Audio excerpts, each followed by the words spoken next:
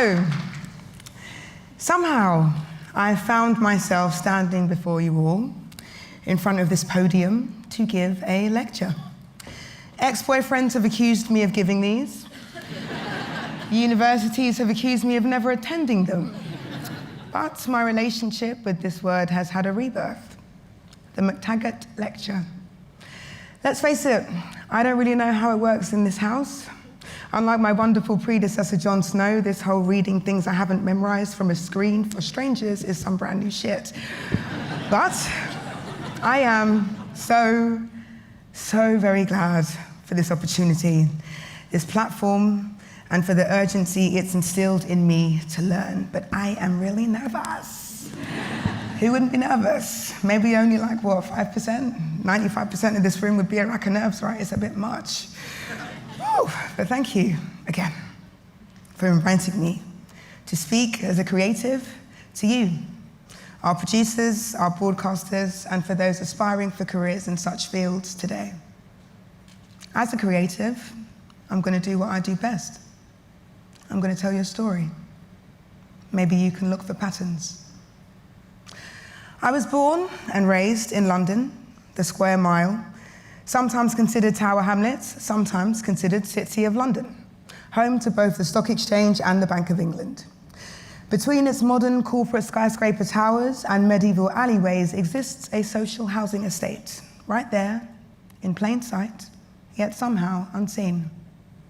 It was originally built in 1977 with the aim to help homeless people in London, and that's my proud home. Even now, there may be someone rushing past it for the 100th time, briefcase in hand, with no idea this council estate exists. We lived opposite the Royal Bank of Scotland, which somehow felt other and slightly bizarre. Not the Scottish bit, just the Royal Bank bit. At most, we were one of 4 black families there. Not something I thought anyone gave a damn about until someone left a pile of shit on our doorstep. My mum silently cleaned it up. But when we received a bag of shit through our letterbox, as an adult, I had no choice but to take things into my 7-year-old hands.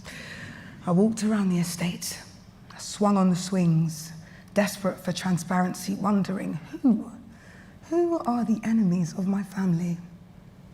I figured it was Sam, so I'd call her an ugly wanker. Then Sam would call me a dirty nigger. We would fight. That was just our way of expressing our mistrust and fear of those who are visually or culturally different from ourselves. But we also had fun. The same Sam would be at mine for Nintendo between scraps. My mum would make us scones. The miracle of my estate was Noah. On the best of days, he'd lean out of his window and sprinkle halal penny sweets down, and as they fell, every child of every colour and creed would scramble from the playground and scrabble for a sweet. These sweets weren't wrapped or nothing. Like, the taste buds were fully aware of the pavement in the mix, but we didn't mind. The point was, you got a sweet today, and other people didn't. Are you chewing? It's lit. You're lit. Not far from the Square Mile, there's a theatre, where you might say my route into TV started. Mother, a single hard-working immigrant to England, was a health and social sciences student and a weekend cleaner. She discovered a theatre would allow children from low-income families to join their youth group for free. Free was cheaper than childcare, and at 8 years old, I was a part of Bridewell Youth Theatre, the only black person. I loved it. We played from morning till noon, and we'd sometimes even appear as ensemble in their main plays. I didn't know or care what the plays were about, but I would cry for weeks when they ended because it meant a cast were leaving that had just started to feel like family. Later, I joined a girls' secondary school in my borough, where new bonds replaced lost ones. A crew of 10 misfits, mainly hailing from Africa and the Caribbean. I will never forget our first IT class. Pretending to listen to a teacher ramble on about modems and CD-ROMs, then the sudden sound of glass shattering out of what was a window just seconds before a girl's head was smashed through it. Even more disturbing was the sound in the room that followed after. Laughter. We 10-year-olds learned the rules of the game quickly. From 9 to 3, laugh or be laughed at, and after 3, go home to your room and cry. whilst in my case, attaching my head brace. This was a Catholic school in which student prostitution wasn't a shock, but a gorgeous bit of gossip to spread. A school in which you could, on weekends, find the rare sighting of a teacher in the middle of an East London market, slouched on the curb of alcohol-induced paralysis. And as one would a shooting star, you were lucky if you caught a glimpse. This was 1999. We were the 12-year-olds with Nokia 3310s. The one-to-one network would malfunction and calls would unintentionally be made free. That's right, free calls. The news would fly like falcons through our communities, and upon the wings of those eastward falcons, the most important of news. Janet sucked her own left tit. Claire had sex at the back of the bus with Bola. Martina is selling bagels out of a bin bag for 20p, 25p if you want ketchup. By 2002, though, our perception of IT was taking a strange turn. This wasn't a boring waste of time. This was a training ground for the most powerful weapon a girl of 13 could have: the anonymous creation of web pages. What faster, cheaper way to disseminate, implicate, and destroy? A new age had begun. A sharper knife, a silencer gun with limitless bullets, trigger puller unknown, delicious. Until I found myself on the wrong end of it, as the big lip girl who gave free blowjobs last week. A coconut, an insult used to describe one who is black on the outside but white on the inside, as you would imagine a coconut. Or you could just imagine looking at the first black girl in the school's history to join the Irish dancing team. That's what I was. I performed. Centre row. I fucking smashed it.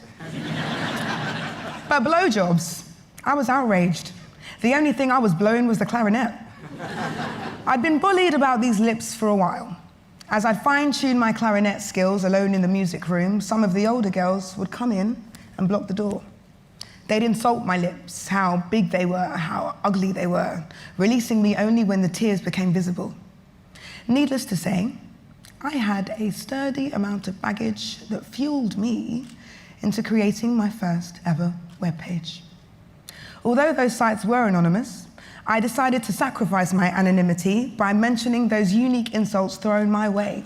What I threw back was an attack, not on them, but on their ideals. I'm a geek, so what? My trainers ain't designers, so what? I love the Irish step dance, so what? I made it funny. I insulted myself, but I also let it be known. I didn't give a fuck. One day, the Queen sat next to me in science, and she really was considered by all of us a real queen, like Claire Floyd. Soft, gentle, easily recognizable by her loud, brash laugh. I'd never spoken to her. I hadn't dared. I just felt this intrinsic desire to respect and keep distance. But she sat there, looked me in the eye, and whispered she was pregnant and breaking the news to me in advance so I'd keep her name off of my webpage. She let me feel her baby bump, the first I'd ever felt, in her 14-year-old belly. A baby, having a baby. The web pages were brutal. Prints out would pass around classes. We'd giggle at public destruction, the occasional laugh snort marred with mania and misery heard. I respected her more than anyone I'd ever met. But even if I'd hated her, I had no desire to put that information anywhere. May her soul rest in peace. I was passing one of my main bullies in the corridor. She was on the phone, roaming back and forth, stressed. Nonetheless, she had a few seconds for me. Look at your fat lip. I turned to her and agreed. I added that it was the hardest part of my mum's pregnancy, pushing them out. I said she seemed stressed and asked if she wanted a hug. She never spoke to me again. Coming from the tiny square mile and a tiny family, what carried me through those 5 years was the abundance of black girls, white girls, mixed girls, misfits. My friends were all misfits. A huge gang of commercially unattractive, beautiful misfits who found the mainstream world unattractive. From the outside, we were difficult to distinguish, but on the inside, known by name and nature. This isn't only what carried me through those years. Those girls made those the best 5 of my life.